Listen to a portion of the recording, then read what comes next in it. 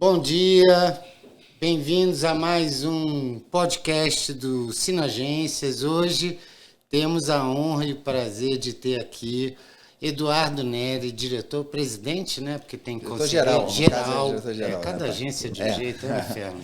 Diretor-geral da ANTAC. E, poxa, bem-vindo aqui, Eduardo.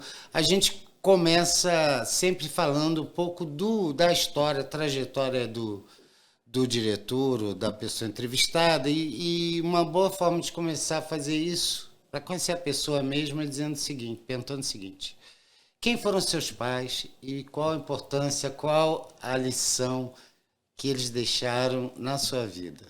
Seja bem-vindo. Kleber, primeiro, assim, quero agradecê-lo aqui pelo convite do Sinagências. Um prazer grande aqui estar tendo esse bate-papo. Parabenizar pela iniciativa, porque eu acho que essa dinâmica aqui, esse formato aqui, achei, né, chegamos agora, não tinha, né, veio o convite, eu não sabia exatamente como ia ser, vai ser um podcast, e quando eu vi aqui a proposta, achei super bacana, essa forma mais descontraída, né, sem aquela coisa pesada, assim, um discurso, acho que isso torna aqui o ambiente mais leve, eu acho que aproxima mais também aqueles que querem conhecer melhor a regulação e o trabalho também da ANTAC. Então, um prazer enorme, parabenizar desde já o Sinagências, assim, eu tenho sido testemunha do trabalho que vem sendo realizado pelo Sinagências, eu acho que a gente deve conversar um pouco sobre isso, da atuação de vocês ali no caso, né, da MP recente, da reforma administrativa, né, que tiveram questões importantes envolvendo a agência, e a atuação do Sinagências foi muito importante, tivemos vários, né, pautas ali em conjunto. E dizer que aqui, né, já entrando aqui agora já no início, né, o meu nome é Eduardo Neri, diretor-geral. No caso, até uma curiosidade, né, algumas agências é diretor-presidente, outras são diretor-geral. No caso da ANTAC, nós fomos criados, é a mesma lei de criação do DENIT e da ANTT. Né, o DENIT, então, era o DNR, quando ele foi criado, extinto o DNR e criado o DENIT, na mesma lei de criação, 2003, foi 2001, na verdade, a lei, e ela entrou em vigor em 2002. Então, por isso que a ANTAC agora completou 21 anos, fez 20 anos ano passado, e isso foi, então, tanto o DENIT, eu acredito que seja isso, no DENIT já existia, no DNR, então o DNR já existia a figura do diretor-geral, o DNR sempre foi diretor-geral, então no DENIT permaneceu, né, o dirigente máximo como diretor-geral.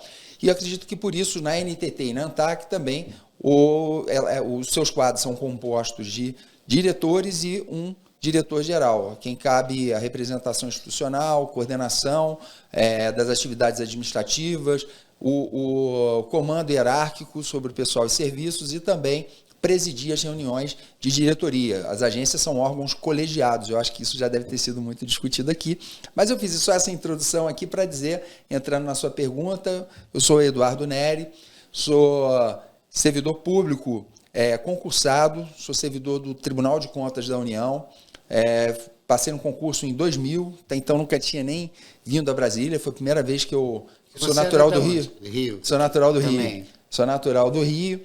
Você gosta de Brasília, né? Olha, eu vou te dizer bem sincero, eu gosto de Brasília, mas é difícil sair do Rio, né? Então, durante muito tempo, eu confesso que eu tive uma dificuldade, não por achar Brasília, e os brasilienses às vezes não entendiam isso, não achava Brasília um lugar ruim de jeito nenhum. É que às vezes você tem ligações muito fortes com a sua cidade. Familiares, né? E do ambiente mesmo. Do ambiente, um ambiente diferente. Quem está em Brasília odeia o Rio. Eu odeio o Rio, assim, não se mudaria para o Rio. Eu respeito isso, porque a pessoa é um ambiente diferente. Mas hoje em dia eu já estou há bastante tempo, eu estou muito adaptado, acho que Brasília é uma cidade espetacular e tenho laços ainda muito fortes, vou muito ao Rio, então hoje em dia eu já tenho assim, já estou bem assim, acomodado, né, adaptado com esse meu estilo de vida. Você sabe uma coisa, que hoje à tarde a gente vai estar com o Antônio Neto, que é o presidente da Central Brasileira de Sindicatos. E ele é um grande estudioso de forma, de organização de trabalho, representante do Brasil na OIT, ele é cara, tem um conhecimento fantástico sobre a história do trabalhismo, trabalho, movimento sindical. E ele, nos aviões, nas viagens que ele faz, ele lê os livrinhos digitais dele. E Getúlio Vargas, num episódio, disse para o filho, perguntou: mas pai, como é que a gente faz para ganhar uma guerra, derrotar o inimigo?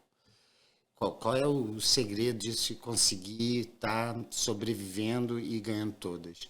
Aí o Getúlio falou para o filho dele, filho, em questão de guerra, quem sobrevive e quem consegue estar vivo para lutar no dia seguinte, não é o mais forte, não é quem tem as melhores armas, é quem tem a melhor capacidade de se adaptar. É disso, Getúlio Vargas, 1936. Muito atual, né? Muito atual. Muito atual. Mas, desculpa cortar. Não, mas eu adoro adaptação, eu acho que é tudo. Exatamente. Não, muito, eu gosto dessas analogias, assim, dessas comparações. Mas então, sou natural do Rio, sou engenheiro civil, estudei na UERJ, e aí cheguei a trabalhar em empresas de construção civil, construção pesada. E aí fui até então, a época era uma época muito difícil ali da engenharia. Que ano? Isso foi final dos anos 90, era muito difícil ali, a engenharia estava numa situação, eu vi ali o meu chefe, que eram pessoas ali altamente assim, capazes e competentes, e não conseguiam um emprego, acabava uma obra, era demitido. Então naquela ocasião eu falei, não, eu vou fazer o concurso público, larguei o emprego, falei, vou me dedicar, passei no TCU, e aí assumi o TCU, fui para o TCU e, por uma ironia do destino, eu fui acabar, o TCU tinha secretarias de fiscalização de obras e eu já tinha essa experiência, trabalhei no setor privado e fui, e ver o outro lado. Foi uma experiência riquíssima. No TCU sempre trabalhei na parte de infraestrutura desde então, a maior parte tive outras experiências, cheguei a ser chefe de gabinete de ministro, que para mim foi riquíssimo, porque durante 5 anos eu fui chefe de gabinete de ministro. O chefe de gabinete de ministro no TCU, na verdade, ele é o chefe da assessoria técnica.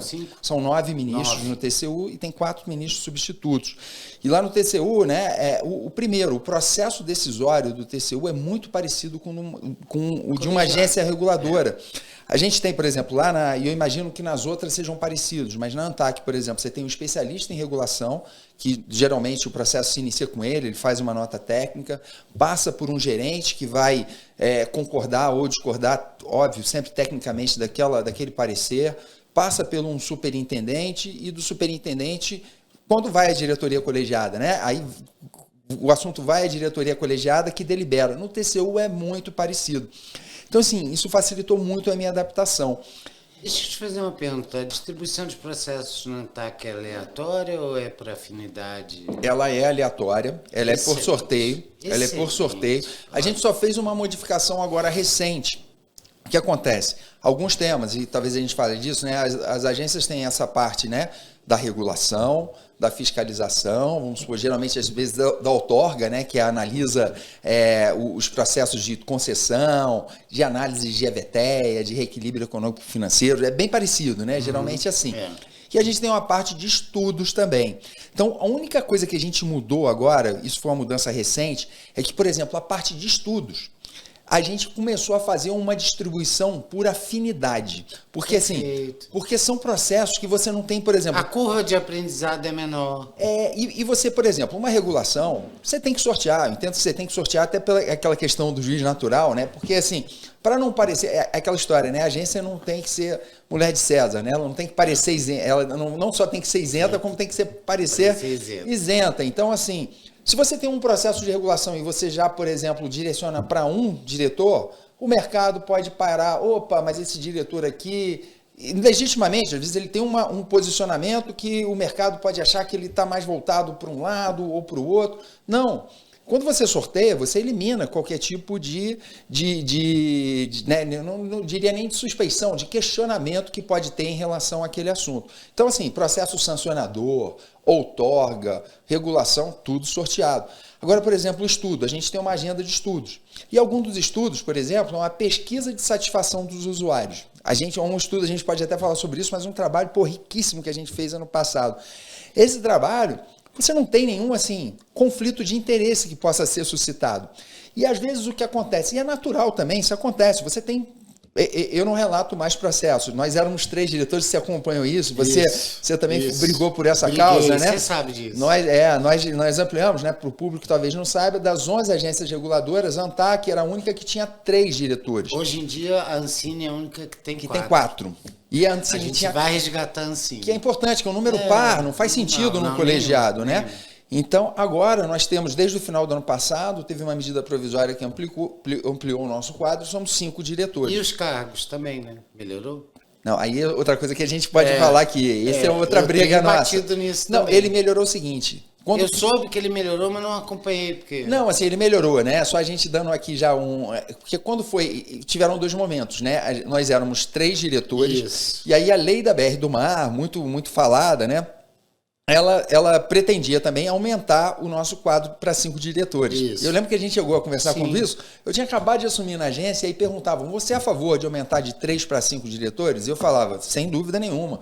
Um processo decisório mais robusto, com 5, não é só a questão de você... Assim, tem questões operacionais, porque com 3 a gente não podia nem ficar doente. Porque se ficasse doente, caía. Porque você não vai fazer uma... poder deliberativo. Você não vai fazer uma deliberação com 2. Exato. Em tese você pode, mas vamos, né? Vamos aqui combinar. Isso não é uma decisão de um colegiado. Não. Então, assim, não podia nem ficar doente. E com 5, além disso, é uma questão, você tem uma visão maior. A agência se faz com isso, com diferentes visões, assim, né? E aí mais você capacidade de responder as demandas. Mais capacidade de responder as demandas, mais visões, você tem, ou seja, você tem um processo decisório mais robusto também, né? E aí o que acontece? E eu era a favor. Você quer aumentar de 3 para 5? Opa, com certeza, sem dúvida nenhuma. 3 meses depois, quando eu comecei a entender melhor a estrutura organizacional da agência, os cargos comissionados, aí me perguntavam, você é a favor? Eu sou a favor de aumentar para 3 para 5, mas você é a favor dessa emenda da BR do Mar? Não sou a favor. E com o bom diálogo que a gente tinha com o Ministério, levei, conversei e falei, olha, não tem condição de aumentar desse jeito, por quê? Porque do jeito que estava aumentando, a gente ia ter que cortar a nossa estrutura de cargos comissionados. Para dar conta da assessoria às diretorias. E para formar o cargo dos diretores. E a lei sequer tinha previsto que os diretores tinham assessores. Então a gente ia ter que cortar mais ainda. Salvo engano, ó, já tem mais de ano, quase 2 anos que a gente bateu aquele papo. Foi. Mas eu me lembro que era era a agência com menor número de cargos. Era a agência com menor número de cargos. 235, alguma coisa, era isso? Era o menor número de cargos. Não. E assim, e aí o que acontece? A gente ia ter que eliminar... E você, realmente, porque só uma pausa aqui, muito interessante e pertinente quando você fala do processo todo até chegar à decisão que é semelhante ao TCU, partindo de uma nota técnica de um especialista em regulação que nem tem cargo comissionado em geral. Isso. Porque essa é a base da autonomia. Ele ali, ele é servidor, tem estabilidade. Ele pode escrever o que quiser, não vai ser demitido por causa disso. Porque antes das carreiras, você tinha um contrato de 3 meses e dependia de... Você era seletista, ou PNUD, ou algum convênio, Unesco, era bolsista, digamos assim, e se você não escrevesse o que o chefe queria, você podia não ter o seu contrato renovado. Isso. E aí você perde todo o sentido de ter uma agência técnica, você passa a ter uma orientação política. É o que a gente chama de captura política, e foi nesse estilo de mentalidade que as agências foram criadas lá no Fernando Henrique, década de 90, né? Teve a ANEEL, a ANP, enfim, depois veio logo a Anvisa, uma das primeiras. E a autonomia é uma coisa que a gente tem que zelar muito, né, Nery? Porque depende da autonomia de quem faz o primeiro rascunho ali, que é a nota técnica, porque, tudo bem, o gerente pode alterar, mas tem que motivar. O superintendente, idem, até chegar na colegiada, que o relator sorteado, ele vai dar a opinião dele sempre baseado na técnica, e se ele discordar, não acompanhar, né, todo aquele raciocínio que está vindo, sendo construído ali, naquela historinha daquele processo administrativo, porque nós, servidores públicos, a gente acaba tomando gosto pelo caminho, né? Aí você vê, aí de repente o processo dá uma reviravolta, porque alguém traz uma informação. Isso tudo é muita pesquisa, muito estudo. E é por isso que é importante a gente valorizar a regulação como carreira típica de Estado, porque você toma decisões técnicas, você tem toda uma autonomia, uma complexidade enorme, e não é justo hoje que a gente tenha os servidores das agências recebendo 30% a menos que todas as demais, inclusive TCU, que é tudo tabelado, né? TCU, Banco Central, todo mundo ali num nível, digamos assim, de vencimentos todos iguais, e aí as agências aqui embaixo, isso é muito ruim, desvaloriza, né? Mas desculpa Não, mas ela não, de forma, acho que é o nosso bate-papo aqui, acho que é esse aqui enriquece. E você trouxe justamente o passo a passo de como é que começa, com especialista em regulação. É isso aí. Que não tem cargo, comissionado, não tem nada, mas ele está ali fazendo trabalho técnico isento e autônomo, independente, digamos, de pressões, porque ele não pode ser punido por fazer uma nota técnica do jeito que ele entender, porém, a gente também sabe que muitas vezes, dependendo de quem faz a nota técnica, deixa de observar um aspecto e tal, e isso acaba sendo complementado nas camadas hierárquicas superiores e, enfim, faz parte do jogo. Não, perfeito, Kleber, acho que você trouxe um ponto assim fundamental, assim, é mais outra coincidência, isso me deixou muito à vontade assim nas agências, assim, porque o processo decisório e até, né, de independência no TCU também é assim, né? Idêntico, que um auditor precisa. Então, assim, eu vivi isso a minha carreira. Então, assim, quando eu era um auditor sem cargo comissionado, por exemplo, um especialista, era isso. Eu fazia ali os meus posicionamentos, fui o equivalente a gerente lá, eu passei por todas essas carreiras no TCU, eu como se fosse o especialista, eu fui o gerente lá no TCU, era o diretor, fui secretário, que era mais ou menos quase que, não é bem superintendente, mas já chega ali, fui chefe de gabinete, então assim, todas essas assim, inclusive, né, o secretário, o próprio superintendente, isso eu preservo integralmente na agência, ele tem a sua independência. E o que a gente sempre faz questão é o seguinte, todas essas esferas, o que não se confunde é o diálogo, né, a conversa que tem que ter entre todas as...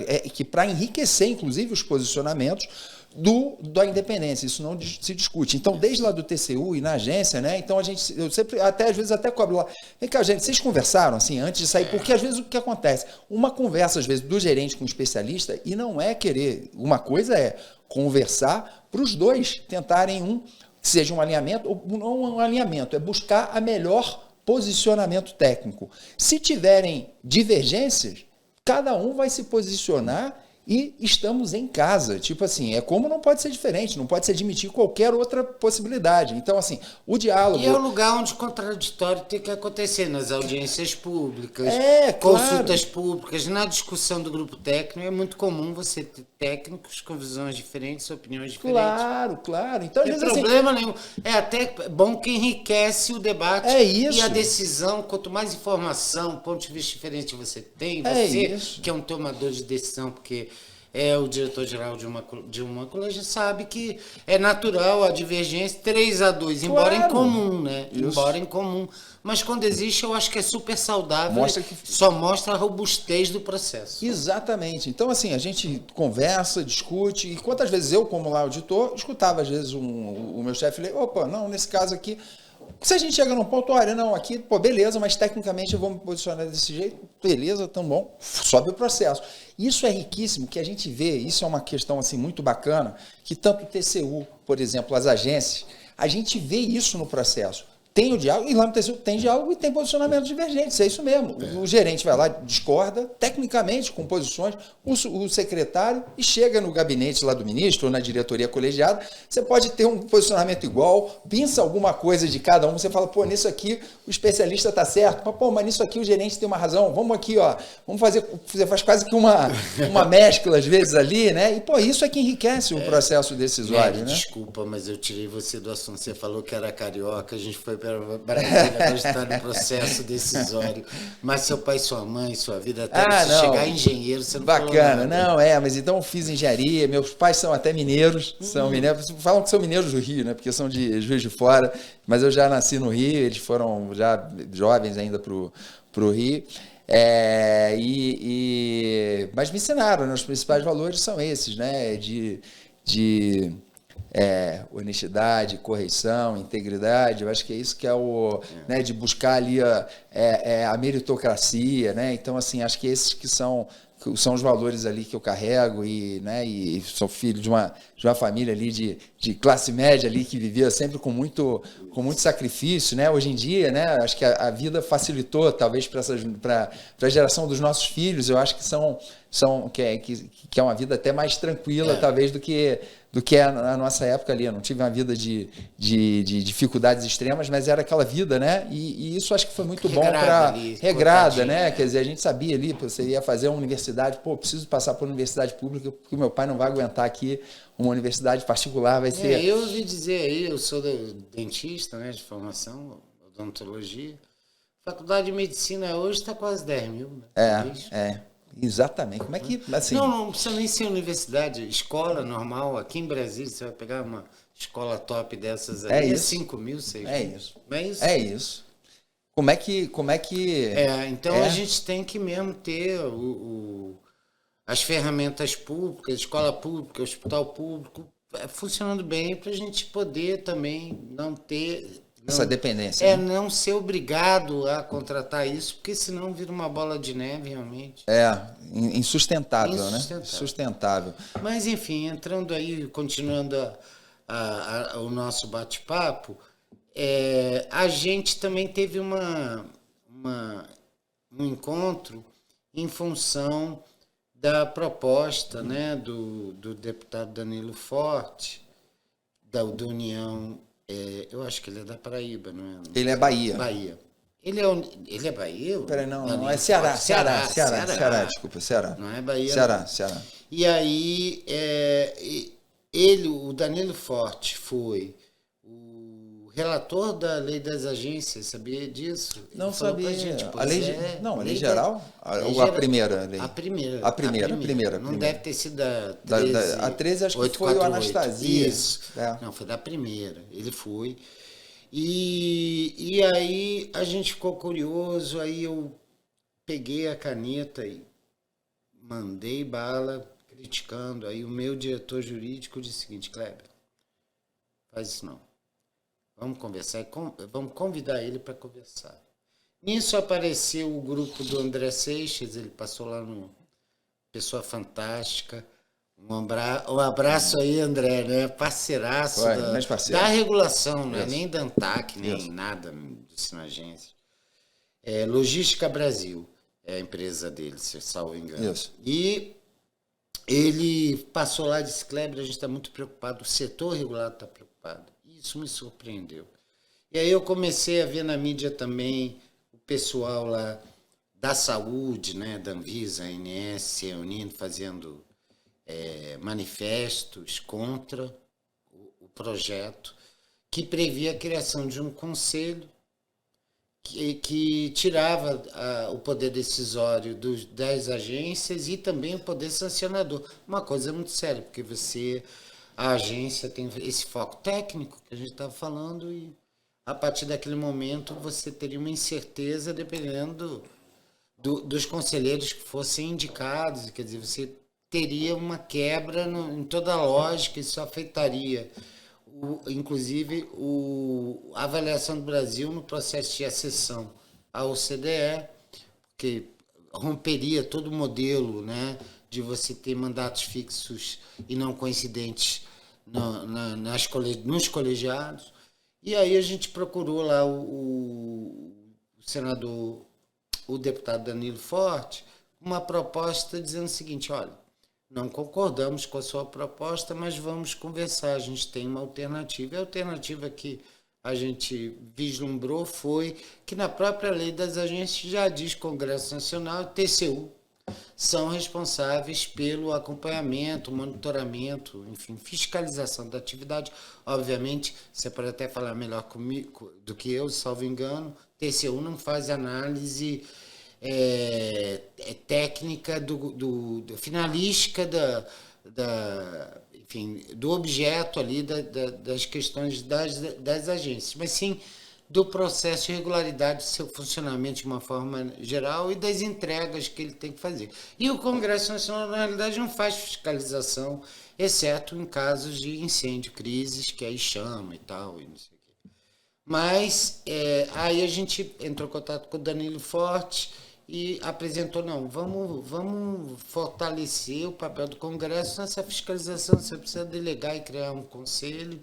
E ele se convenceu, e o bacana foi isso, e também o importante trabalho que o André Seixas fez e o nosso grupo ali, juntando sociedade civil organizada, setor regulado,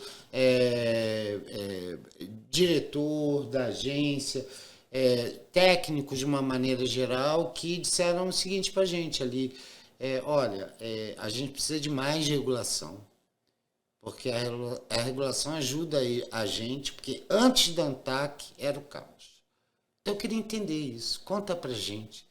Isso me surpreendeu, porque você pensa assim, não, mas se a agência fiscaliza, o setor regulado está pedindo mais regulação, não tem alguma coisa errada? Qual é a lógica disso, do setor regulado dizer, queremos agências fortes, funcionando bem, para nos monitorar e fiscalizar? Por que o setor regulado não está pedindo? Acaba com as agências, deixa que a gente se autorregula. Responde isso para a gente, Nery. Não, muito bacana, Cleber. Tipo assim, né? Eu acho que é bom quando a gente vê esse movimento do setor, né? No caso do André Seixas, ele fez uma grande mobilização, né? Ele tem essa capacidade, é um importante pessoa ali no setor.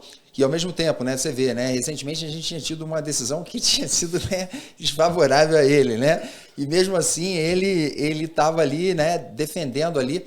Porque, né, aquela agência tem que ser isenta e tem que se acreditar na isenção, na neutralidade. No viés técnico. No viés técnico da agência. Às vezes, assim, eu falo, a gente vai errar, a gente pode errar, mas a gente está sempre buscando a melhor decisão e com base em fundamentos técnicos. Claro que, né, que às vezes a decisão agrada um setor, desagrada outro, mas ele tem que acreditar, né, nesse viés técnico que é isso aqui que traz a tão desejada segurança jurídica, né? Você sabe que independente de mudanças de governo, você tem um órgão que é de Estado, com diretores, com mandatos que são fixos, que independente de troca do governo, eles vão estar sendo mantidos. A mesma lógica do especialista que falávamos há pouco, né? Que ele tem independência para poder se posicionar, que ele sabe que o emprego dele não vai estar ameaçado por conta disso. Então, no caso dos diretores, assim, das agências, eu acho que foi isso, né, o que nos deixa assim, satisfeitos é de ver essa mobilização do próprio setor, né, dizendo, né, acho que foi a mensagem que foi passada, que queremos, assim, acreditamos na regulação que tem sendo feita pelas agências, no processo de maturidade, na evolução da regulação ao longo do tempo, e a gente pode dizer, né, com o avanço, inclusive, da Lei Geral das Agências, a questão da avaliação de impacto regulatório, avaliação de resultado regulatório, foi, assim, as audiências públicas que, por bem se tornaram obrigatórias, já era uma boa prática que a ANTAC já até se utilizava, mas é essencial. Não a transparência também da transmissão. Outro dia eu assisti uma reunião de vocês. Foi? Legal. É um relatório de processo lá, da legal. ampliação de uma área portuária, mas aí não era exatamente em função do movimento marítimo, e sim da necessidade de ter um lugar para guardar coisa, aí ficou aquela discussão ali. Enfim, eu achei muito bacana. E como que a relatoria e os assuntos são complexos. Muito complexos. Muito complexos. São vários interesses, desde o dono do navio ao interessado nos produtos em si. Na parte de logística tem seus interesses, aí tem a briga pelo espaço no porto. Olha, é uma guerra, cada um puxando e ANTAC ali no meio, né? Segurando ali, levando porrada de tudo que é lado. E para aguentar essa pressão não é fácil, não. Né? E assim, é um desafio, né? Você buscar tentar aquela solução que seja mais acertada, né? É um desafio. Mas esse é o nosso papel e eu acho que, assim, né, dentro do que você falou, né, eu só vou dar aqui, que você trouxe algo interessante aqui, que você falou das discussões, foi outro benefício dos 5 diretores, isso eu posso te dizer. E ao vivo, como sabe, testemunha. qualquer um pode clicar ali e assistir, fantástico isso, né? E eu te Todas as agências têm isso, diga-se de passagem. Tem. Não pode acusar a regulação de que é um grupinho ali que está favorecendo. É tudo público, quem quiser entra, participa, critica, e sabe, isso é impensável. Por exemplo, nos ministérios não é assim. Não é. As agências têm esse arcabouço porque tem que ter por causa da OCDE. Então são coisas diferentes, né? Não, você vê, as audiências públicas são transmitidas. Então, você vai ter uma análise de impacto regulatório, depois você tem uma audiência pública, que ela é transmitida. Depois, você tem a reunião de diretoria que vai aprovar aquela nova regulação, ela é transmitida também. Você tem a figura ainda das sustentações orais, para aqueles processos que cabem. Então, você está decidindo um assunto, você tem sustentação oral das duas partes envolvidas, ou então de uma parte envolvida, e as discussões ali sendo gravadas. Então, assim, e aí um ponto interessante também, voltando só àquela questão de subir de 3 para 5, aí eu posso te dizer como testemunha, já na primeira reunião de diretoria com 5, a gente teve um debate, uma discussão que nunca tinha havido num ano e meio que eu estava lá naquele período da agência. Porque com 3, na verdade, você tem uma maioria 2. Então, assim, falta uma visão, falta até para você convencer, né? Ou você já tem um outro diretor que já está com o posicionamento dele tomado, você não adianta, você não vai convencer. É até um jogo sem graça. Um jogo sem graça. A gente jogava War, não sei se isso, lembra. Isso, muito. Com 3 aquele joguinho, mas com 6 era isso. Então, assim, com 5 já dá outra dinâmica. Então, isso que você falou, como enriquece o processo decisório, né? E voltando àquela sua pergunta, então foi isso. Acho que essa mobilização, essa mensagem que o setor passou, foi isso, foi da importância da regulação, foi da confiança que hoje em dia o setor já tem nas agências reguladoras. Isso, claro, fiquei muito feliz do movimento do setor portuário, ficamos assim, né, muito satisfeitos de ver, mas a gente sabe que, né, o setor, de uma maneira geral, inclusive, assim, foi da regulação, não foi do setor portuário, né, foi da regulação, você acompanhou bem. Vocês geral. migraram agora de Ministério Supervisor para de aeroportos e portos? Porque na verdade... Antes era, como é que ficou essa reorganização? Era o Ministério da Infraestrutura e ele foi dividido, desmembrado em 2, Ministério dos Transportes e Portos e Aeroportos. Então a NTT ficou para cá? A NTT ficou vinculada ao Ministério e nós ficamos vinculados, a NTT ficou vinculada ao Ministério dos Transportes e nós ficamos vinculados ao Ministério dos Portos e Aeroportos. A diretora Verônica da ANA também teve essa alteração, mas acho que isso também não influencia internamente em nada. Não. É uma questão mais de... Porque, assim, você estava falando dos cargos, e eu vou levantar outra questão que tem a ver para a gente... A Anvisa, ela também atua em portos, aeroportos e fronteiras, né? Na vigilância sanitária. Você tem a ANAC com a aviação civil. E você tem a ANTAC, né, nos portos, né, nas redes fluviais, etc. E aí, nos últimos 15 anos, a gente pode dizer, uma explosão, né, em movimentação de pessoas, cargas, navios, ampliação no número de portos, aeroportos. Mas a gente teve um declínio no número de servidores. Eles foram se aposentando, né? Então... a gente tem uma correlação negativa entre quanto maior o número de demandas para esses setores, menor o número de mão de obra capacitada para tratar desses assuntos complexos. E, óbvio, isso aumenta o risco da operação, no sentido de que você, a cada vez mais, tem que fazer mais com menos. Isso tem um limite, porque a eficiência ela é buscada justamente, né, nesse ponto, né? E tem a tecnologia, que também é outro aliado nosso, que nos últimos 15 anos evoluiu bastante. Há 15 anos atrás seria impensável pensar em teletrabalho, home office. Hoje é uma realidade em todas as empresas, inclusive públicas. Mas isso gera um problema de uma demanda acumulada de obras no setor de engenharia mesmo, no espaço aeroportos, construção de novas unidades, tá? De ferrovia, para escoamento, né? Enfim, que aí já é NTT, mas enfim, as estradas e toda a infraestrutura logística que a gente tem hoje no país, ela está meio engarrafada ou estrangulada, né? Mas o mundo está crescendo, o comércio está crescendo e as agências têm um papel fundamental disso, a ANTAC principalmente. Então a gente já está há muitos anos trabalhando no limite da capacidade operacional para não deixar o barco afundar e a coisa ir para o brejo. A verdade é essa. serviço público geral. Não estou nem dizendo que regulação é melhor nem pior que ninguém. Isso. Tá? Mas, assim, no contexto de crescimento econômico, isso gera uma pressão muito grande nas agências, porque elas estão justamente ali regulando o setor privado de relevância pública para o país e que é muito estratégico em termos de crescimento econômico e geração de empregos, arrecadação. A ANTAC arrecada ou não? Ela arrecada nos leilões, mas ela não tem taxas de arrecadação, ela não tem previsão legal para isso. Né? Por exemplo, de taxas de arrecadação, você vê, né? Uma situação só. Não tem nenhum fundo da ANTAC que alimenta. Não tem. Como tem da Anatel, tem. Da Anatel, né? A ANM tem, a ANP tem. Nós não temos. Isso é muito ruim. É ruim, porque na hora de barganhar, você poderia ter, e eu acho que é possível fazer essa arrecadação, né?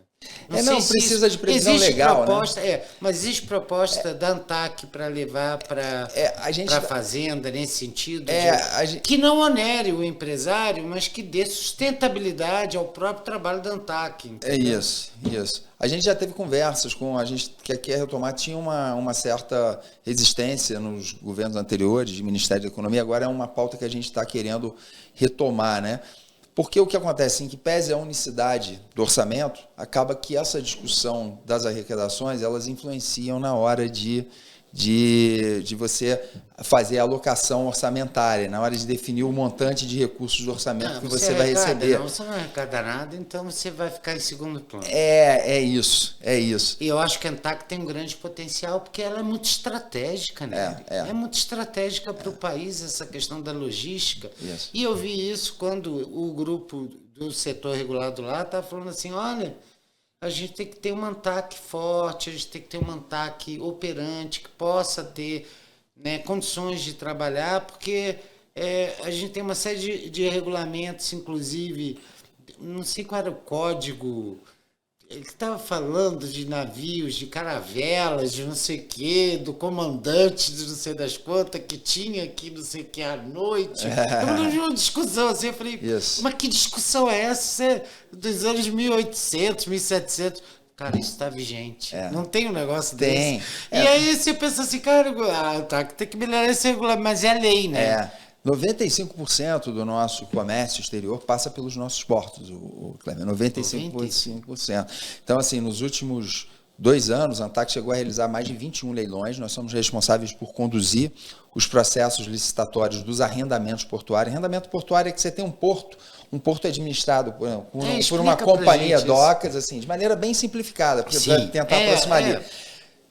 A companhia docas, né, que tem geralmente nos portos, ela é responsável por administrar o porto. É como se fosse o síndico do condomínio.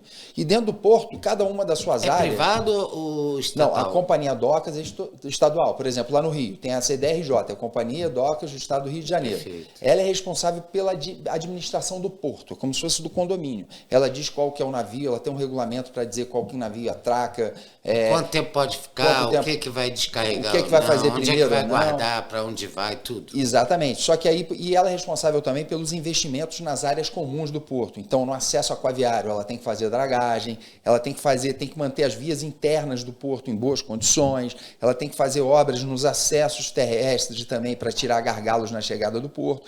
Então, essa é a função, de maneira bem assim simplificada, da administração portuária. Por ordem na área. Só que ela, a maioria das áreas, também falando de modo simplificado, ela é explorada por terminais privados. Grande parte das áreas dentro do porto, dos portos, as mais importantes, são exploradas por terminais privados. É de propriedade do Estado e arrendado ou alugado para o interessado. Para o interessado. Então, você tem uma área lá que você são contratos, sei lá, de 10 anos, 20 anos, 30 de anos. 25 anos, às vezes prorrogável por mais 25 anos, normalmente é isso, dependendo do volume de investimentos, você define... Com o volume, você acha que há uma necessidade de expansão dessas áreas de armazenamento? Não, isso é um processo constante. Isso então, assim, é isso que você Isso a gente conduz esses processos licitatórios. No nosso caso, quem assina o contrato, o poder concedente, é o Ministério dos Portos e Aeroportos, para a parte da infraestrutura portuária.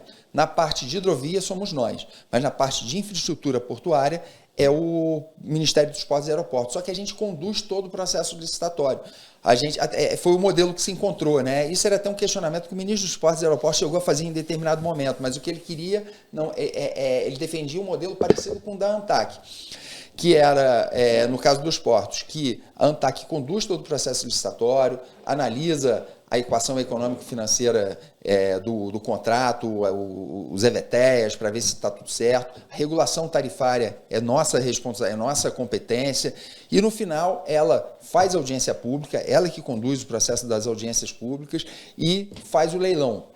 Então, só nos últimos 2 anos, nós fizemos cerca de 22 leilões, vão fazer mais de 4 bi de investimentos para os portos. É impressionante. 4 bi é muito dinheiro. É muito dinheiro. E aí a ANTAC não leva nada desses 4 bi? Não. Para poder fomentar o seu próprio... Não, ela arrecada os valores de outorga, assim, arrecada os valores de outorga, o valor de outorga que é pago ali nos leilões. Quanto a ANTAC arrecada ano? É porque a nossa política tem sido mais de, não de fazer os leilões para você ter grandes volumes de recursos ingressando nos cofres do Tesouro. A ideia tem sido, a política tem sido de estabelecer, de buscar tarifas menores ali de arrendamento, né? Então, assim, mas no ano ali, coisas de, assim, milhões de reais ali entraram nos cofres públicos por conta só de valores de outorga. Fora tudo que vai gerar de investimento. Quando você fala 4,5 bi de investimentos, emprego direto sendo gerado, você movimentando toda a economia e, mais que isso, você está diminuindo o custo logístico. Então, quando você tem um porto eficiente... Faz o Brasil mais competitivo no cenário internacional. Então, você tem, isso é fundamental. É toda uma cadeia que está sendo ali alimentada. Você tem custos logísticos menores, você tem os nossos produtos sendo mais competitivos nos exteriores, ou seja, você tem mais commodities sendo exportados. E a gente está perdendo essa guerra, né? Para a China, para todos os países. Então, assim, a gente é importador de container, né? Então, quando a gente tem uma logística boa, os nossos produtos entram mais barato também. É produto que chega na prateleira do supermercado com valores menores. Então, a gente não produz container? Não, assim, a maioria dos produtos, a gente exporta muita coisa por container também, mas normalmente... Não, estou dizendo a produção física do container. Não, a produção física do container é muito produzida na China. A China é a grande... É mundial. Mundial, é difícil competir com eles nesse ponto, né? Mas no volume ali, a gente importa container, produtos da China, e exporta geralmente carne, proteína, nossa principal primários fonte importa os... exatamente. Muita commodity importa produto industrializado. Isso eu era pequenininho, estudando. É isso. É isso, né? Você vende lá o minério a matéria-prima e importa o produto industrializado. 100 vezes mais caro. Exatamente. A gente exporta ferro para a China e importa muitas vezes laminados ali de que historinha velha. História velha. Exporta, né, e soja, mas... O presidente Lula estava falando disso eu tive em Ilhéus agora, segunda-feira. Na FIOL? Que bacana. Lá, não fui não. Eu vi o Rafael Vitale, Rafael, sim. E o Mendonça. Eu não podia. Gente, da ANM. Mauro. Mauro não. Quem foi o Tasso Mendonça. Grande abraço, Tasso e Mauro. Hoje eu ainda vou lá conversar com você, estou devendo um abraço ao Mauro. E o Tasso estava lá e o pessoal do DENIT estava lá. Isso. E aí eu pensei que vocês deveriam estar lá também. Não, a gente foi convidado. O problema, assim, claro, porque a FIOL, na verdade, né, uma ferrovia de integração oeste-leste, que ela está sendo, uma concessão que a NTT, cabe à NTT, né? Tá. Cabe à NTT. Porque é terrestre. Que é terrestre. Mas nós, assim, mas aí tem aquela velha história, não existe porto sem ferrovia, nem ferrovia sem porto, né? É claro que tem uma interação. A NTT, como eu falei, é a mesma lei de criação e é uma agência irmã, é essencial a integração das agências. Mas eu vou até aproveitar, né, o Kleber, para aproveitar aquela pergunta que você fez antes do pessoal e vou emendar duas questões, né? Excelente. Até eu vou voltar naquela tua primeira ainda, porque a gente falou aqui de investimentos. O tempo é curto, né? Rapaz, aqui a gente podia, né? A gente falou, eu estava falando aqui dos investimentos, né? Mais 4 bi de investimentos, a gente tem uma carteira grande para esse ano também, de projetos que precisam de ser arrendados. Por exemplo, lá no Rio tem uma área chamada ITG, assim, as áreas são denominadas, é uma área para a movimentação de granel sólido mineral lá no Porto de Itaguaí, né? Da nosso estado, né? Sim. no Porto de Itaguaí. Pô, aquilo ali, só ali são quase 3 bi de investimentos, entendeu? Temos outras áreas ali super importantes, no Porto de Santos, enfim. E para que você tenha essas áreas são leiloadas. Então, o que a gente está falando? São 4 bi de investimentos privados. A gente não tem mais recurso no orçamento do Tesouro. E essa, é quase zero, né? E a lógica das agências é essa, justamente assim, fazer as concessões para você trazer investimentos privados e nós, né? E a agência fazer a regulação, a fiscalização e assegurar que aqueles serviços estão sendo prestados com a qualidade que os usuários, né? Que a sociedade espera, também, né? Só que para você ter 4 bi de investimento, para vir alguém, Kleber, e for lá e bidar, né? Bidar quer dizer fazer uma proposta lá no dia do leilão, ele tem que confiar nas instituições, ele tem que ter segurança jurídica, ele tem que ter previsibilidade. Então aquela pergunta lá, por que o setor se mobilizou e ele quer uma regulação? Que a ANTAC é que trouxe isso. Porque assim, as agências, né? A ANTAC, as agências é que trouxeram isso. Olha, a gente tem instituições de Estado, que os diretores com mandato, tem um processo regulatório robusto. Se você assinar um contrato aqui, ele vai ser respeitado. Ele vai ser honrado. E o Estado não vai mudar a regra no meio do jogo para te prejudicar e beneficiar A, B, C ou D. Exatamente. É defesa, concorrência, segurança jurídica, é tudo num pacote só, né? É isso. Essa foi a mensagem do setor como um todo, porque que as agências são importantes, né? E aí você veio naquela tua outra pergunta, já emendando, né? Pô, mas as agências, para fazer frente a todos esses desafios, olha, a ANTAC hoje em dia, a gente são quase 300 portos privados. Você falou, pô, e as coisas... E há 20 anos atrás eram quantos? É isso que eu ia te falar. As atribuições vão aumentando. E vão aumentando. Em 2013, por exemplo, a ANTAC foi criada em 2002. Em 2013, foi promulgada uma nova lei dos portos. Perfeito. Que a partir dessa lei, ela disse o seguinte, olha, agora a gente pode ter terminal de uso privado. Antes podia já ter terminal de uso privado, mas ele só podia movimentar carga própria. Por exemplo, a Petrobras, uma cadeia totalmente verticalizada, ela podia ter um porto. Petrobras antes podia ter um porto. Só que a partir dessa lei de 2013, ela determinou o seguinte, olha, é possível que haja um porto privado. Por exemplo, se a gente tivesse uma empresa, olha, vamos fazer aqui um porto para movimentar contênner. E a gente vai movimentar o Porto do Açu. Isso. Porto do Açu é isso, lá na região ali de São João da Barra, próximo a Campos. Isso. Então é isso. Então o porto privado, hoje em dia, são mais ou menos 270 portos privados e 34 portos públicos, os grandes portos organizados. Então, assim, para tudo isso... E esses 270 e 270, eles foram criados, assim, nos últimos 10 anos. Alguns já existiam, né? Mas, assim, teve um boom depois dessa lei. Porque, assim, aqueles que já movimentavam, por exemplo, Petrobras, Vale, já tinha, né? Ponta da Madeira, esse já tinha. Mas depois disso, teve um boom. E a ANTAC não teve tá do boom mesmo tamanho. De estrutura não teve. E servidores. Não teve. É isso. Não teve, né? Aí tem uma outra frente aqui que é fundamental para o desenvolvimento da infraestrutura nacional, que é uma prioridade nossa, e agora a gente está, assim, finalmente colocando, assim, caminhando forte para isso, que é o desenvolvimento das nossas hidrovias. Nossa, eu acho que é tão pouco explorado. Eu vejo... Olha, eu sou velejador, né? Que bacana, que bacana. Então, assim, só não te contando, mas eu vejo, assim, lá na Europa, Holanda, Rio Sena e tal, eu acho que até em Amsterdã mesmo, que eles moram em balsas, né? Navios. Barcaças. Com carro em cima.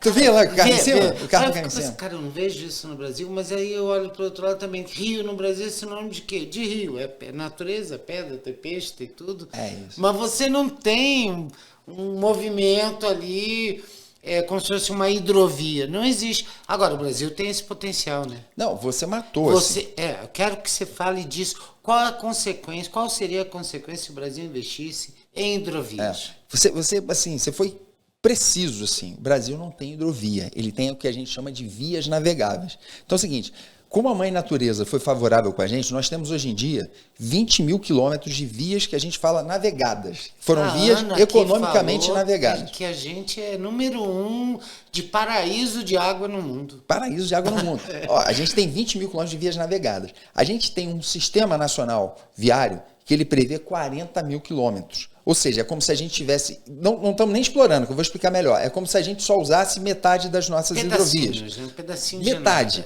Só que esse número pode chegar a 60 mil. Nossa. Porque a gente já mapeou isso, que ele pode chegar a 60 mil. Então, olha só, mas desses 20 mil que a gente explora muito mal. A gente explora porque a mãe natureza é generosa e quando chove muito, o rio fica navegável. Mas quando você tem um período de crise hídrica, como aconteceu em 2021, aconteceu em 2021, por exemplo, a Tietê Paraná ficou paralisada há 7 meses. Ah, mas aí a Verônica da Ana vai lá, aperta um botão e... Mas ela fez um esforço, a Verônica fantástica. Ela falou o trabalho dela. Não, aí eu imagino ela numa sala de controle, tá baixando ali, ela aperta o botãozinho. Não é nada disso, né? Não. A Ana é uma agência fantástica. A Verônica é uma profissional, né? De altíssimo nível. E o que acontece? Mas isso, assim, e essa da Tietê Paraná já foi um esforço, e a Ana foi super parceira, para a gente procurar. Até, assim, ondas eram geradas, assim, abriam as comportas das barragens ali que existem ao longo da Tietê Paraná em determinados momentos do dia, para você fazer uma vazão, para você elevar o nível naquele momento e você permitir a navegação em algumas horas do rio. Isso para você ter uma suspensão da paralisação ainda menor. Mas quando você paralisa a operação, por exemplo, numa hidrovia, isso tem um efeito catastrófico, porque assim, você perde a credibilidade no modal. Você fica pagando aluguel de estrada. As empresas vão... Não, a carga vai para a rodovia, que vai emitir muito mais carbono. É mais caro, né? E as empresas... Quanto mais barato é o... Olha, é 1/10 mais ou menos a implantação, e ela emite... Você tem comparação entre ferrovia, hidrovia e terrestre? Tem, assim, é dessa ordem, assim, do custo de implantação, e, por exemplo, uma rodovia emite 4 vezes mais carbono do que uma hidrovia, e uma ferrovia emite 1,5 vezes mais carbono do que uma hidrovia. Então, assim... Hidrovia é mais carbono... Sustentavelmente, friendly. do ponto de vista da carbono friendly, assim, mais disparado, né? Custo de implantação menor e o custo de operação também bem menor. Então, assim, é um meio assim, importantíssimo e com a extensão dos nossos rios. Eu não vejo essa discussão ganhar a sociedade. Parece uma discussão, um nicho, assim, uma coisa exótica, quando na realidade... Mas agora, e você foi certeiro, então a gente não tem vias de navegar. Agora a gente está com um projeto, tem 4 pelo menos aí, que já estão muito engatilhados. O Ministério dos Portos e Aeroportos tem colocado esse assunto como prioridade. Quando eu cheguei na agência, eu estou dizendo isso aqui, não é para dizer que eu sou grande, não. É um tema que eu dou muita ênfase, que eu me empenho muito nele, porque para mim ele é fundamental para o desenvolvimento da nossa... É a última fronteira que eu falo do desenvolvimento da infraestrutura. Eu me dedico muito a ele. Mas quando em 2020 não tinha nenhuma iniciativa, essa é uma verdade. Hoje em dia, a gente já tirou, a gente está com, primeiro, uma hidrovia lá no sul, que é chamada Hidrovia Uruguai-Brasil, é fruto de um acordo bilateral entre Brasil e Uruguai, que é uma hidrovia que vai ligar Lagoa Mirim a Lagoa dos Patos. Que espetáculo. Não existe ainda. Vai ser a primeira, tem tudo para ser a primeira concessão. A gente já está com estudos ali, estamos com o DENIT. Porque uma hidrovia, você tem que fazer assim, o que acontece? Você cobra... O DENIT faz a obra, faz a dragagem... Hoje em dia, como é que é? Que a gente pensa em DENIT estrada. Hoje em dia, exatamente. Então, eu vou fazer aqui uma analogia que fica fácil de entender. A questão, assim, o DENIT ele é responsável não só pela implantação, no caso das estradas, ele é responsável por construir uma estrada, fazer a restauração e a manutenção. Só que quando uma vez aquela rodovia ela é concedida, a NTT passa a responsável pelo processo de concessão e uma vez firmado o contrato, a NTT é quem fiscaliza e regula aquele contrato de concessão. No caso de uma hidrovia é igual. O DENIT é responsável pela implantação das hidrovias.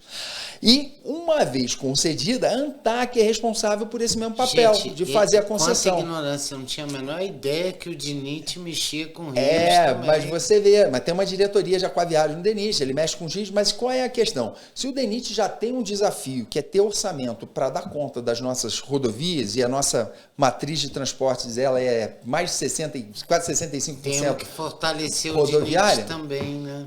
Mas o DENIT, assim, para ele fazer investimento, então, em hidrovia, é uma dificuldade. A gente não tem essa cultura. Mas agora, o DENIT também está empenhado da gente pegar e fazer, assim, o DENIT implanta a hidrovia e a ideia é que a gente venha na sequência fazendo a concessão. Qual foi a última hidrovia construída pelo DENIT? Não tem o que tem, o DENIT faz intervenções, porque o que é uma hidrovia tecnicamente? Uma hidrovia é aquela que você tem dragagens contínuas para você manter, para você aprofundar e manter a profundidade daquele canal de navegação. Calado, né? Para você permitir o calado do navio, calado determinado. Você vai dizer, olha, eu vou ter aqui essa minha hidrovia aqui, ela vai permitir que passe aqui navios com 3 metros, assim, barcaças no rio, com 3 metros de calado. Então, uma hidrovia, ela vai ter um canal, vai ter dragagem para segurar que durante todo o ano, uma parte grande do ano já pré-determinada, que ela vai operar, vai poder operar com aquele canal. E você vai ter balizamento e sinalização. Entra a Marinha também. E uma nisso, gestão né? náutica. A Marinha é uma parceira importantíssima, porque ela é que habilita, ela é que vai dizer se aquela, se pode ter 3 metros mesmo, ela vai ver se o balizamento e a sinalização estão de acordo com as normas dela. E você tem que ter uma gestão náutica. Então, isso é uma hidrovia. A gente, agora, confessa, o DENIT faz intervenções, trabalho importante de fazer intervenções, assim, faz dragagem, mas a gente não tem uma hidrovia com esse nível de operação. A gente tem que falar, faltam 4 minutos aqui para terminar, infelizmente. Tem muita coisa muita aqui. sorte, Caraca, né? 4 minutos. Eu só queria fazer uma observação seguinte. O governo federal é o responsável pelo estabelecimento das políticas públicas. E as agências seguem na linha da política pública estatal. É claro que as agências estão permeando aí vários setores, mas essa questão de alavancar o potencial aquaviário, hidroviário, é apaixonante. Eu já estou... Que bom. Já comprei a briga para fortalecer isso, porque eu acho que na hora que o Brasil descobrir que é o país da hidrovia mundial menos aproveitada do mundo, é um desperdício, assim como a gente também tem a mineração que é pouco aproveitada. É isso. Na hora que a gente enxergar porque a gente tem que dizer, não, vamos aproveitar, a gente vai ser o país mais próspero do mundo. É isso, Kleber. E para você ver, né? Então, todo esse potencial hidroviário, que é uma frente nova que está sendo trabalhada. É o velho oeste, isso aí é o velho oeste, como você falou. Infraestrutura. Como você falou, é um terreno virgem que, assim, então a gente já tem hoje em dia Rio Madeira, Rio Paraguai, tem essa da Lagoa Mirim, tem um acesso aquaviário na Barra Norte chamada, que é a chegada da foz do Rio Amazonas, que ali tem restrições à navegação, tem Rio Parnaíba, tem o Rio Tocantins, ali tem uma restrição à navegação muito antiga, que o DENIT já tem uma contratação ali integrada para fazer um derrocamento chamado Pedral do Lourenço. Mais de 40 anos se tenta fazer essa obra e não consegue. Fazendo essa obra, você tem navegação lá desde Marabá, que é da eclusa do Rio Tucuruí. E uma obra está segurando isso. Até a foz do Rio, até o porto de Vila do Conde, que já é a saída ali para a foz do Rio Amazonas. Hoje em dia, praticamente nesse curso ali, não passa praticamente 1 tonelada de movimentação de carga. Uma vez implantada essa hidrovia, pode passar 40 milhões. Ela tem capacidade para 40 milhões. Outro dia eu fui no aniversário da Anatel, vi o Rondon lá, por causa do telégrafo, e ele, até o presidente, o presidente norte-americano Roosevelt veio no Brasil, fez uma expedição com o Rondon, o Rio das Mortes, sei lá o quê. E aí, é isso, você tem toda essas vias naturais aquáticas, né, dos rios no Brasil, pouco explorados, e o Sinagência está fazendo agora uma série de vídeos que a gente vai apresentar numa audiência pública com o deputado Jorge Sola, grande abraço, deputado do PT da Bahia, tratando do trabalho, da fiscalização dos servidores das agências, em diversas agências. A gente queria ir em loco, nos lugares mais remotos, para ver, e aí, né, depois a gente faz contato para você ir comigo, me levar para mostrar uma coisa dessa, por exemplo, essa obra que não foi feita, o que ela poderia gerar. Aí a gente vai lá, mostra qual é a entrave, o que precisa fazer, e os servidores da ANTAC, qual é o trabalho deles ali, como é que... Para a gente mostrar para o Brasil as dificuldades, a realidade, que a gente tem que melhorar a qualidade e a segurança dos nossos servidores, para que eles possam também dar conta desses desafios, porque as pessoas não têm noção nem do que as agências fazem, nem das dificuldades que os nossos servidores passam. Então, me ajuda nisso. Mas com certeza, né? Então, assim, já até desses nossos desafios, assim, o transporte de passageiros, então, lá na região norte, é um baita desafio para a gente. Então, assim, tem situações, recentemente, até a nossa assessoria de comunicação gravou algumas situações envolvendo as nossas equipes de fiscalização, que tem que, às vezes, fiscalizar travessias de barcaças em rodovias federais. A gente tem esses vídeos, a gente compartilha ali e vai ser com o maior prazer, né? E a gente você fazer está convidado para participar dessa audiência bacana. pública. A gente pensou em chamar a Anvisa, ANTAC, a NTT, a ANP, a Anatel, que tem essa fiscalização mais dificultada pela extensão nacional, né, do território. Não, conta com a gente. E agora, voltando naquela tua última pergunta, para fazer frente a isso tudo, por exemplo, essa frente das hidrovias mesmo, a gente está com o mesmo dimensionamento de pessoal, né? Então, assim, a gente está com o mesmo quadro de pessoal. Então, assim, isso a gente tem conversado lá com o Ministério Ontem mesmo eu estava conversando lá no Ministério da Gestão e Inovação agora, né? Reforçando, já pedimos e tudo mais. Vocês falaram com o Feijó, com o José Celso? A gente falou com o Zé Celso.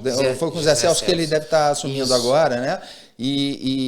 Mas não vai ter jeito. A demanda reprimida é tamanha, muito grande, né? Que a gente vai ter que parcelar isso nos próximos 3 anos. Porque quando se fala em qualquer tipo de investimento, não envolve só aquilo que é o objeto, mas várias coisas acessórias, que concurso, né?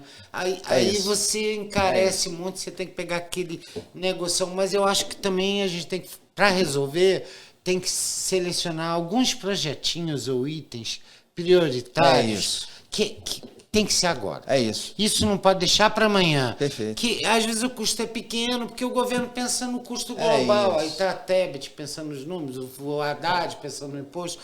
Mas assim, o que a gente precisa é agora, na situação emergencial, porque a gente está numa emergência de infraestrutura. Isso, perfeito. E a gente tem que pegar esse pouquinho que tem de orçamento disponível e dar liberdade para a gente escolher onde é que a gente tem que botar. E a gente não pode esquecer disso, né? Que empresa é feita de pessoas. E é o nosso maior patrimônio. Sem pessoas você não consegue fazer nada. Perfeito. Então, o pleito de agências é equiparação às outras. Para a gente não é melhor nem pior, mas a gente não quer ficar abaixo. Agora, eu vou só te dar um ponto aqui, que isso aqui já era para ser mais meia hora de conversa aqui, né? Mas, por acaso, semana passada, eu estava lá fiz uma visita, né? Sempre que eu tenho alguma, né? Em Portugal ali, eu tento sempre, vou visitar um porto, eu sempre tento encaixar alguma visita com aquilo que mais se aproxima da autoridade regulatória muito, de lá, né? E assim, eu já várias situações de gozado, né? A agência de mobilidade de transporte lá de Portugal, isso recentemente, lá em Lisboa, eu tive essa oportunidade, fiz uma reunião lá com eles. Eles aí que seriam como se fosse uma junção da ANTAC e da NTT, e tem um trabalho muito parecido com o nosso. Foi muito rica ali a experiência, saímos de lá até com alguns compromissos ali, de tentar fazer alguma juntar e deve ser mais fácil, porque não tem que combinar com os russos. Isso. Você tem autonomia para já fazer tudo, mexer no mapinha e... É isso, tentar fazer alguma coisa até com agência de... Não tem que mandar ofício, ô Rafael, vê isso aí, não sei o que, lá tá NTT. Mas facilita, mas vamos lá. Exatamente. E assim, muito rico e tudo mais, a gente até, né, teve algumas iniciativas em conjunto que a gente pode fazer, mas uma coisa que me chamou a atenção na conversa foi ela dizendo o seguinte, da questão da autonomia das agências, autonomia financeira. Então ela perguntou pra gente, como é que é? A gente querendo entender um ou outro, como é que trabalhava. Não, como é que é vocês? A gente perguntou, a autonomia financeira de vocês. Ela falou assim, não, aqui a gente tem um orçamento que é aprovado, tudo bem, lá pelo congresso deles ali, e a gente tem... Executa diretamente, recebe aquele valor, autonomia. Recebe aquele valor, ela tem aquele valor, que já é um valor já meio que já está dimensionado e pode utilizar durante o ano. Eles têm receitas que eles arrecadam, eles utilizam aquilo, prestam contas depois lá para o Congresso, mas eles arrecadam e com a arrecadação deles, eles têm o orçamento deles. A OCDE tem um estudo, mas o estudo que eu vi foi só no setor bancário, financeiro. Certo. De como é que os países tratam diferente a questão da regulação, justamente disso. Como é que faz para manter, qual é a origem e autonomia na utilização dos recursos. E aí muda. É isso. Quando o Estado dá, o outro tem autonomia porque arrecada diretamente. Tem uns que arrecada e um percentual do que arrecada fica, o resto vai. Ou tem países como o Brasil que é Fundo Nacional, geralmente é assim. E aí você que arrecadou não recebe nada, vai para o fundo e tem que disputar ali a tapa. E o nosso fundo é o orçamento, é o AGU, né? Então, assim, é muito duro isso. Duríssimo. E é engraçado que com aquela franqueza do português, quando eu disse qual era o nosso modelo, ela falou, e eu fiz questão de dizer logo no início, não, nós somos independentes e tal. Ela falou, não, mas então como é que é? Não, aí eu expliquei, não, tem um orçamento aqui, eu tenho que negociar com o Ministério. Eu falei assim, então vocês não são independentes. Você tem o com aquela franqueza portuguesa ali. Dizendo, não foi um bom garoto, não te dá mesada esse isso, tá de castigo. Se você não tem... Sem autonomia financeira, não existe autonomia. É isso. Isso é um ponto claro que tem a unicidade orçamentária, mas era algo que podia se construir de outra forma, nem que fosse um valor já um percentual. E a gente tem uma heterogeneidade de situações nas 11 agências que a gente podia chegar num denominador comum, e por isso eu te perguntei da questão da arrecadação do fundo. Isso, claro. Mas eu acho que a gente tem que evoluir, eu acho que o Fórum de Diretores das Agências Reguladoras também, eles têm que se debruçar sobre essas questões, porque é um fórum importante para padronizar e criar um modelo regulatório aderente aos padrões de boas práticas da OCDE, mas que possam também dar um contorno mais homogêneo, porque a gente tem situações nas 11 agências são muito heterogêneas, você sabe disso. Eduardo Neri, a Camila veio aqui, olhou para minha cara, 3 para meio-dia, você já teve outra reunião. Eu, por mim, ficava aí mais tempo, mas eu acho que está na hora de encerrar. Queria que você desse sua mensagem aqui para os nossos colegas reguladores e pessoas que, enfim, vão cair de paraquedas aí no Papo de Regulador, para finalizar aqui o nosso tempo de entrevista, podcast, e dizer que quero você de volta aqui. E eu pensei no formato diferente, chamar você, no caso o Rafael, chamar a Anvisa, a ANAC que seja ali, né? Estamos na mesma ali da infraestrutura, os 2, 3, para tratar de infraestrutura, que aí o papo vai pegar fogo. Legal, bacana. Vai não? Pô, muito legal. Ô, Kleber, primeiro, assim, te parabenizar, assim, adorei ali o bate-papo, assim, a dinâmica aqui que você construiu aqui, muito bacana mesmo, assim, o papo, né, leve, eu acho que... E foi o que você falou, pô, acho que dá pra gente ficar aqui horas e horas, pô, juntar então outras agências juntos, assim, pô, enriquece ainda mais ali, seria muito, muito, muito bacana. Conta com a gente lá para aquela sua proposta de ir naqueles rincões ali, onde a gente tem maior dificuldade, né, mas para mostrar os desafios, né? Você já foi com coletivo? Já, mas eu sou engenheiro de campo, então para mim aquilo ali é minha praia também. Nossa, eu vou feliz da vida, né? E dizer, né, acho que para quem está assistindo aqui o podcast, dizer assim que, olha, da importância das agências reguladoras, o grau de maturidade que hoje em dia tem, de modo geral, a gente tem buscado, né, claro, buscar essa uniformização na regulação, que é importante também, né? Isso mostra mais uma evolução, não só da regulação, mas também da integração. As agências, eu acho que elas já viram da importância delas se trabalharem de modo integrado. Se fortalecerem, união faz a força. Se fortalecerem. Então, assim, né, tanto, né, os colegas aí que já trabalham em agência reguladora, dizer da importância do trabalho de cada um de vocês, dos especialistas em regulação, dessa autonomia, dessa independência, do caráter técnico. É isso que traz credibilidade para a agência. A agência ANTAC, eu digo isso porque eu venho do TCU, que é um lugar que tem grandes quadros, assim, reconhecido por profissionais de alto nível. ANTAC também. A ANTAC já recebeu algum prêmio internacional? Tem profissionais de alto nível. Internacional nós não recebemos, mas a gente no último levantamento, que é o Índice de Governança e Gestão do TCU, nós fomos o segundo entre as 12 agências reguladoras. Eu sei que a ANAC tem prêmio, a Anvisa tem prêmio, mas vocês estão no radar também. E no ranking de transparência ativa da CGU, nós fomos o primeiro. Nossa, que fomos maravilha. O primeiro. Por isso que eu até... Eu sou da ANS, fiscaliza plano de saúde. Sim, claro. Poxa. Agora, com o negócio de estar no Sinagências, eu acabo... tendo que apagar incêndio em todas também na área de defesa dos servidores de uma maneira geral, porque tem muitos coleguinhas que são mal criados e fazem muita besteira, né? E acabam com problema na corregedoria. Você é do TCU, sabe muito bem disso. Sim. E alguém tem que defender esse pessoal e acaba sobrando pro sindicato, né? Lá dos padres. Isso depois você dá uma bronca nele, vai ter que ir igual filho, né? Igual filho. Que você foi aprontar, né? Tem que fazer o quê? Mas é ossos do ofício.